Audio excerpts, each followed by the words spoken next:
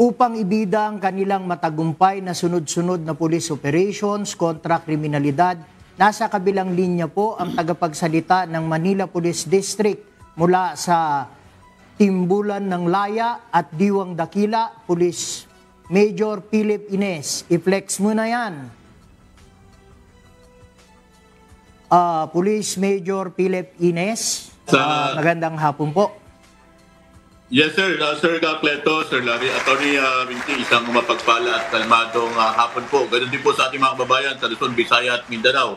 At sa lahat po na nakikinig sa atin, nanonood po sa lahat po ng sulok sa ating mundo. So, kapatid na Ines, pwede mo bang ikwento? Ano ba yung nangyari? Mag-ulat ka na. I-flex ko lang, sir, yung ating operational accomplishment po ng Manila Police District noong January to August 2025 po. Kung saan po, babanggitin lang po natin yung ating pong kampanya kontra po dito sa ating po sa illegal drugs. Kung saan po, mahigit 108 milyong halaga po ng illegal drugs po ang nakumpiska ng Manila Police District sa 798 operation po ito. At naka-aresto po tayo ng 1,449 na mga suspect.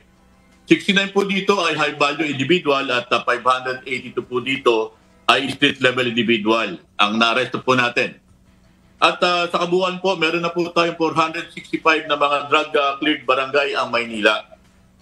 At dito naman po sa kampanya kontra illegal na sugal, meron po tayong 4,559 ang naaresto. Sa loob po ito ng January hanggang ngayon pong buwan ng August. Mula po ito sa 1,948 na operation. At ganoon naman po sa kampanya po natin sa Loose Firearms, meron po tayong 856 na mga suspect na naaresto. Resulta po ito ng 844 na operation ng mga iba't ibang station po natin dito sa Maynila. Station 1 to 14 po yan at iba pa nating operating unit. At meron po tayong 856 na loose firearms na nakumpiska. Sa pagtugis naman po sa mga nagtatago sa batas, meron po tayong 899 na wanted person at 1,167 na other wanted person ang naaresto po natin. Mahigit 91,000 po ang naitala po nating nahuli nating ng mga lumalabag sa ordinansa, kung saan po ito po ay bunga ng 10,205 na ating operation.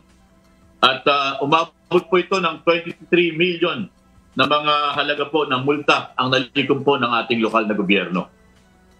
At yung mga minor po na nirescue natin, kasama na po rin yung ating mga mendicants, pero po tayong 19,750.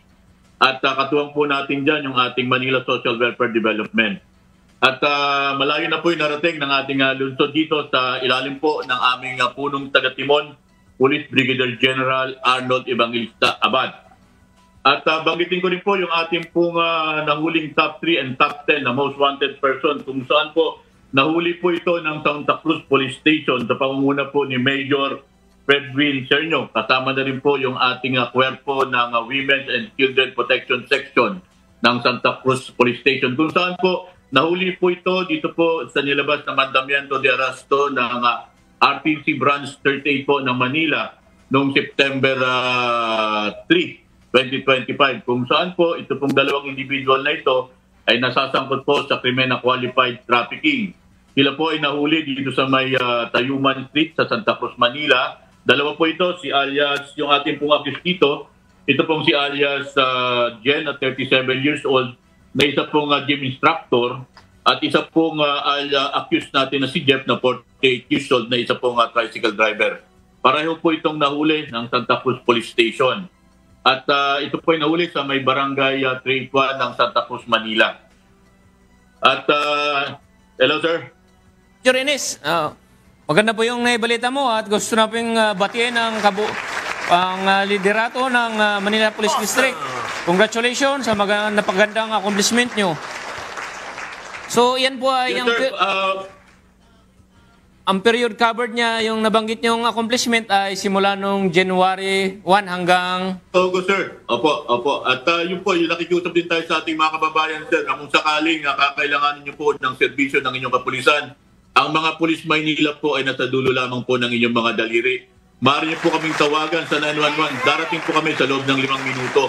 At siyempre po, sa alam po ito ng aming Regional Director ng NCRPO, Major General Anthony Abirin, at ang aming pong punong taga-timon, Brigadier General Arnold Evangelista Abad. Makakaasa po yung ating mga kababayan dito sa Timbulan ng Laya at Diwang Dakila, yung kagyat po nating aksyon para sa ating mga kababayan.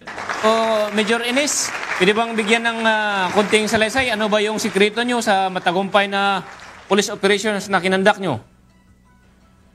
So, unang-una yung sinatawag nating passion natin, yung ating commitment sa ating mga kababayan. Na maramdaman na tayo po yung PNP, yung Police po, Police ng Pilipino. Nararamdaman po tayo ng ating mga kababayan dito sa lungsod ng Maynila. At sabi nga po natin, napakarami pong tao dito. Alam po natin na mahigit 2 milyon. At sa ganun pa man po, ito po ang sentro ng ating bansa, ang sentro po ng komersyo. At palagi po natin inaangat ang ating kalasag at inuumang ang ating tabak. Laban po sa mga liligalig at balak maligalig ng ating lugar Tanikalaan. Okay, congratulations. Talaga namang kumpleto sa rekados. Muli, mga kasambahay, yan po si Police Major Philip Ines, Chief Public Information Officer, MPD, NCRPO. Muli, sa NCRPO, congratulations. Particularly sa Maraming salamat, sir. Manila Police District. Maraming salamat po, sir. Okay.